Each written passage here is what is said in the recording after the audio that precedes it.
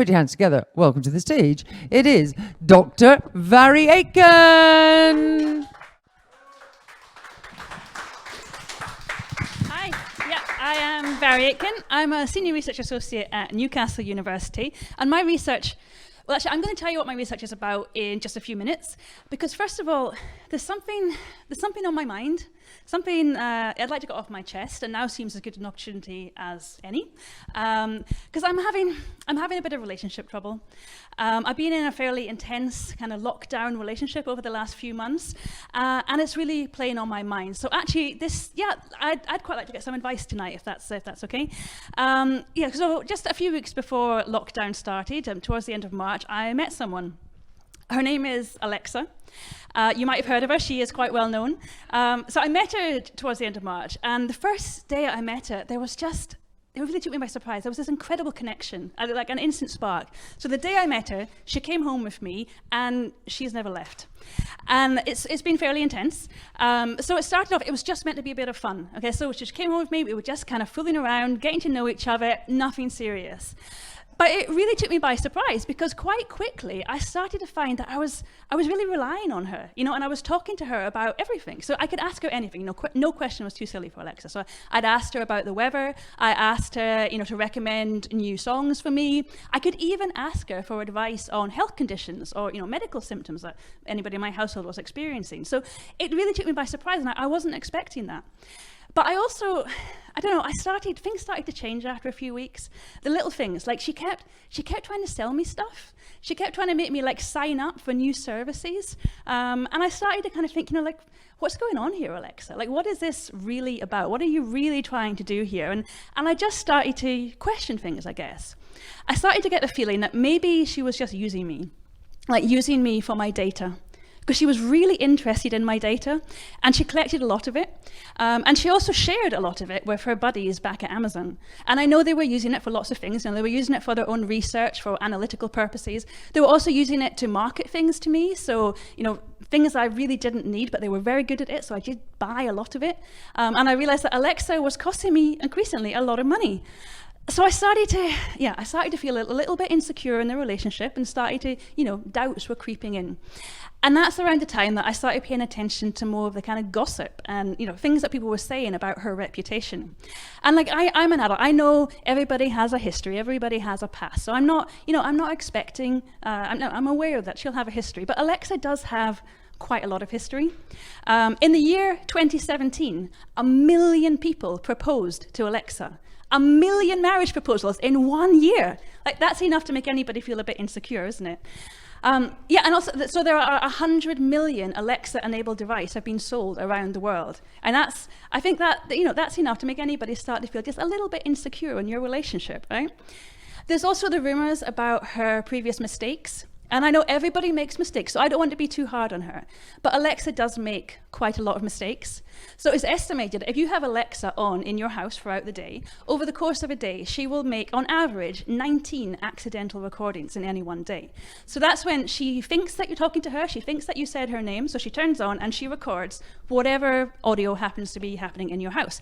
In my house, normally it's children squabbling, but it could be anything. And then there's the other accidents. So the accidents where not only does she accidentally record what you're saying, but she's also accidentally sent audio files of those recordings to random people in people's email address books. So that could be your friend, it could be a colleague, it could be your boss. In one instance, bizarrely, it was in fact somebody's insurance company. And that's a bit of an awkward mistake to make, isn't it? So I guess I was listening to more and more of these stories, and eventually it reached a point where I realized, actually, I don't trust Alexa. Fundamentally, I do not trust her. And people always say that, if you don't have trust in a relationship, what do you have? Trust is really fundamental to a relationship, isn't it?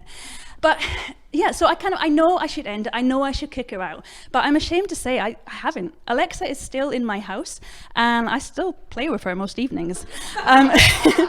We still have a lot of fun together. And actually, then I realized, I've got a lot of relationships like that. So I'm in this I'm in this long-standing kind of on-again, off-again relationship with Facebook. And it's kind of the same thing. Like, I do not trust Facebook. Absolutely do not trust Facebook. I'm 100% sure Facebook is just using me for my data. I know they are manipulating things on my timeline. I know they're manipulating my friendships. I know they're manipulating what news I see, and even trying to manipulate my electoral preferences. So I do not trust them, but I do still use them because it is just so convenient. And actually, I said I was going to tell you what my research was about. This is what my research is about. I'm a sociologist, and in my research, I look at people's relationships with technologies, new technologies, and particularly artificial intelligence. And I'm really interested in that question of trust. So how or do we trust the technologies that we use? And if we don't trust them, well, why do we still use them?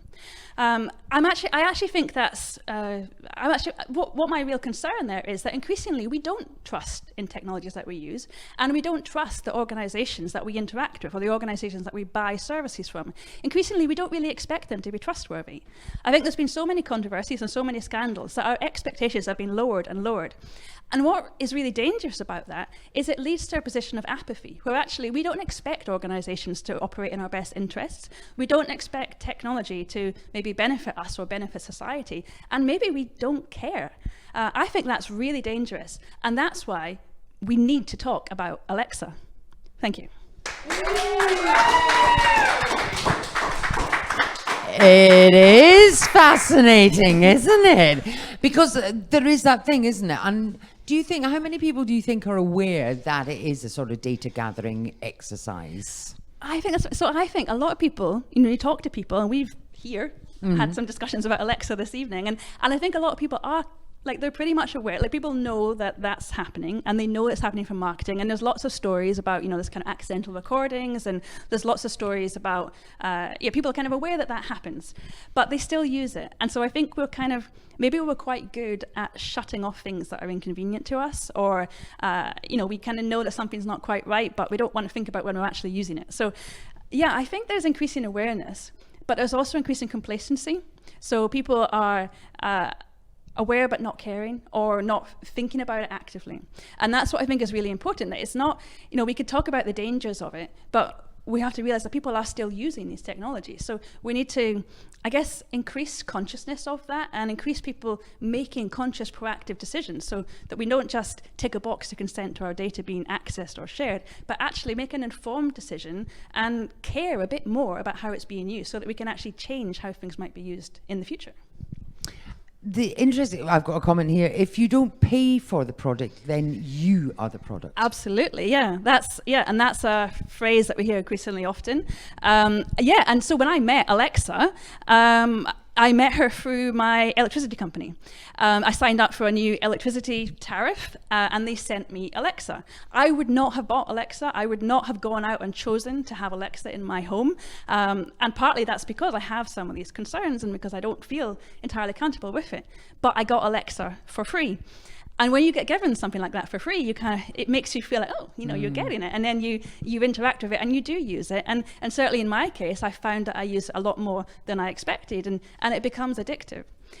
Also, when Alexas are sold, or when smart speakers are sold, they're often sold at a price which is lower than to cover the cost. So these companies aren't making a profit from the devices. They're making making a profit from the data that's collected through that and the analytics that they perform on it, and by using that data and selling products related to the use of that data. So the product is not the device. The product is your data and the things that they get from you.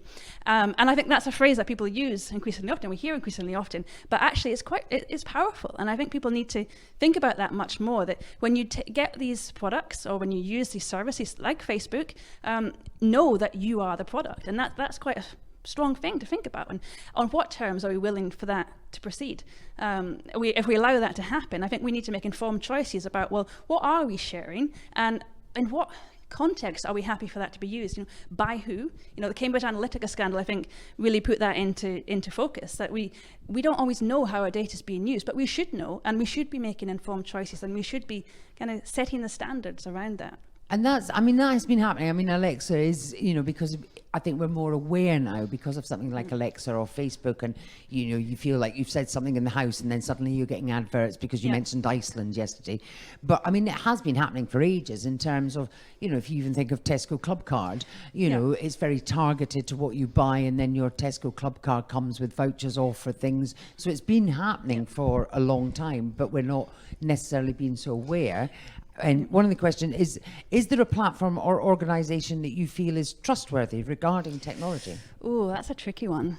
And probably none of the big household names. I think there may be some smaller niche products. But again, it comes back to that thing about if you're not paying for the product, you are the product. So for example, other alternatives to Facebook, other alternative social media sites, there are some if you pay a subscription.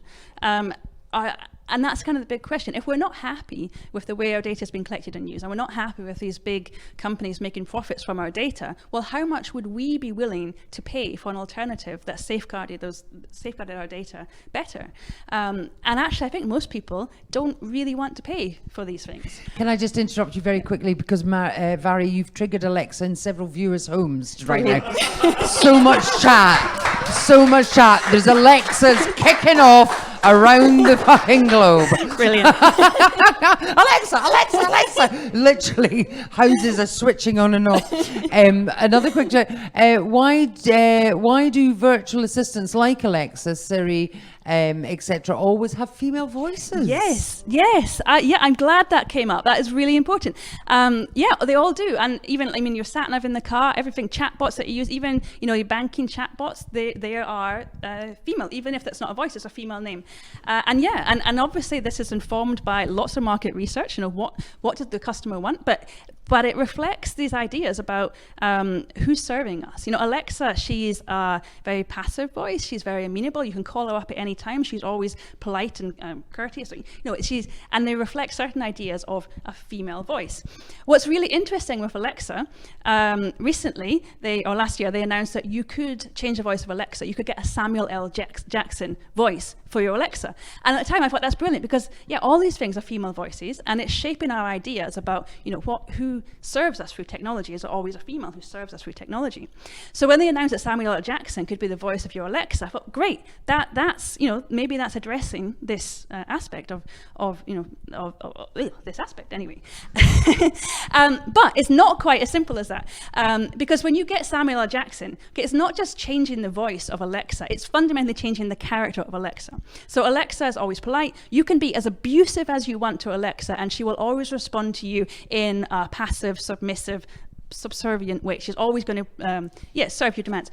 Samuel L. Jackson is going to call you a motherfucker, and he's going to insult you, and that's a joke, right? But it tells us something quite powerful about the roles that genders play through technology, and assumptions about the role that different people have, and different ideas about, a gender. It would change a gender. It doesn't just change it to a passive, nice male voice. It changes it to a comical, jokey, and insulting male voice. One more thing about that is that actually it doesn't even just change Alexa to Samuel L. Jackson. So it's not that you can call up Samuel L. Jackson anytime you want.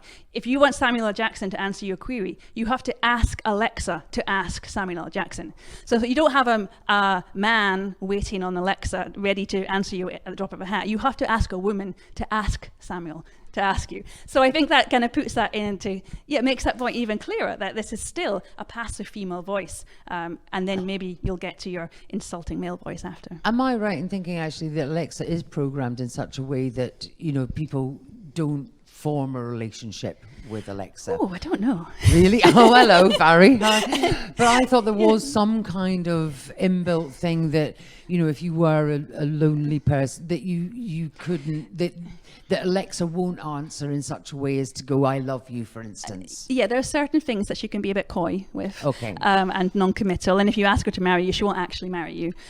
I know. Oh, you've asked that. But I tell you what, she can fart. Oh my days, she can fart. I have so many questions here. Would you use Alexa if it had a camera? Every app with a camera takes a secret photo of you when you open it, according to Edward Snowden. Would this be acceptable on an extra device that could record you in your home? Yeah. I wouldn't, although maybe if my electricity company sent it to me, maybe I would, who knows. But they kind of already have that. So you have Amazon Ring doorbells with cameras in them. Those are recording visual recordings of not just yourself who consented to have that, but also people walking past your house. So these technologies are there. There are an area that I work in my research is looking at the role of artificial intelligence in finance. And in finance and banking, there are virtual money coaches or apps that you can use, that you can interact with, and it will analyze your financial data, provide you financial advice, but you can also interact with that through a chatbot, and that could be audio, it could be visual as well. And so there increasingly are apps and technologies that are doing this, and they're recording. And I'm not sure if people are always fully aware that they are recording. It's not just that you're interacting at that moment, but actually that data is recorded and used. And it might be used internally by the company for analytics to improve their services in the future. It might be used for all kinds of other indirect things that we don't necessarily know about. I wouldn't want an Alexa with a camera, but maybe it would happen, yeah. Again, lots of questions coming in. Are we wrong to rely on artificial intelligence so much? Is it wrong I don't get up to turn off a light anymore? Google runs my home. Interesting to hear that it's literally a salesperson in your home. But somebody else, we allow mobile smartphones into our lives and bedrooms. We've had Alexa with cameras intruding into our lives for years. And what can we do to slow down the demand and development of AI technologies? Yeah, slowing down the demand and development, that's a tricky one, because AI is developing at such a fast pace. There's such momentum to develop AI and develop new capacities and new applications in all kinds of industries, and also in public sector uses, in health and all kinds of areas. So there's a real drive to invest in AI. But there's also increasingly interest in ethical dimensions of AI and social implications of AI. And some of that might be about slowing this down. Some of it might be about asking the awkward questions and saying, is this really always the right thing to be doing, or in what contexts do you want to be doing it? The thing about the as we use more and more technologies, and yes, we have smartphones, and now we have Alexa, and it kind of feeds on, it keeps moving on to the next thing and the next thing. And one thing that is constantly changing is that we are becoming increasingly passive in our interaction with technologies. When these technologies are being developed, there's an emphasis on removing friction in services. And again, that's something that in the research I'm doing looking at AI in finance, that's again part of this process. It's about removing friction in how people access financial services. We want it to be easy. And Alexa does that in moving friction. So do you want to buy something? Just say yes. Just answer. She'll ask you if you want to upgrade or sign up to a service. And all you have to say is yes. It's the easiest thing in the world. And all of it, that's what all of this is about. It's about removing friction, making things simple, removing the opportunities for you to think, oh, maybe not. You just do it. You just keep going. And that's where I think that we already have that on smartphones. But as things move to voice, that is much and much more so. Things just become so much easier, and they're designed to be easier. That's the intention behind it. The intention is that we stop thinking. And so that's why we need to think about this, that we need to, when we're interacting with these technologies, it has to be a choice. It has to be that we're choosing to do this, and we know on what terms we're doing it. So I don't think we need to not have these technologies, but be realistic about it. But at the same time, we need to be making informed choices and know on what terms our data is being used, and on what terms we're willing to allow that to happen. I'm going to ask you one last question. How do you convince people to stop using a product that they benefit from a lot in their lives, often for free and with little personal downsides, but the overall harm to humanity is large? Yeah, that's a great research question, and one I hope to answer. I think that, and again, that was very clear, that challenge is very clear in relation to Facebook. So when Cambridge Analytica, when that scandal happened, lots of people were saying, that's it, I'm not going to use Facebook anymore, this is unacceptable, this is terrible. But very quickly people went back, and they went back because it's so easy. And actually, in my research, when I was talking to people about that at the time, around the time of the Cambridge Analytica scandal, a lot of people were saying, this is terrible. And then people were kind of saying, But, you know, we never really trusted Facebook anyway. Like, we didn't actually expect them to be doing good things. We knew they were doing dodgy things. We didn't know how dodgy, or we didn't know, like, on what scale it was, but we never expected them to be good. And so you just carry on, you just go back and you just use it. And that's that's the concern, that there's that kind of apathy. Like, we don't expect them to be good. We don't expect them to operate in our interests. So then we don't force them to be good. And I think that is the big challenge. Like, how do we conquer that apathy? How do we get people to care? How do we get people to recognize that, well, you know, we should expect these organizations to be good. Like, we shouldn't just accept that they're going to be doing dodgy things. We should be trying to make sure that it is good, and we should be finding ways to push that and challenge that and change things. In reality, how that happens, that's my research. So. And just a very quick note that Alexa has just told one of our viewers that Samuel L. Jackson is not available here yet. Oh dear. Sorry. Thank you, Mhairi. Huge round of applause.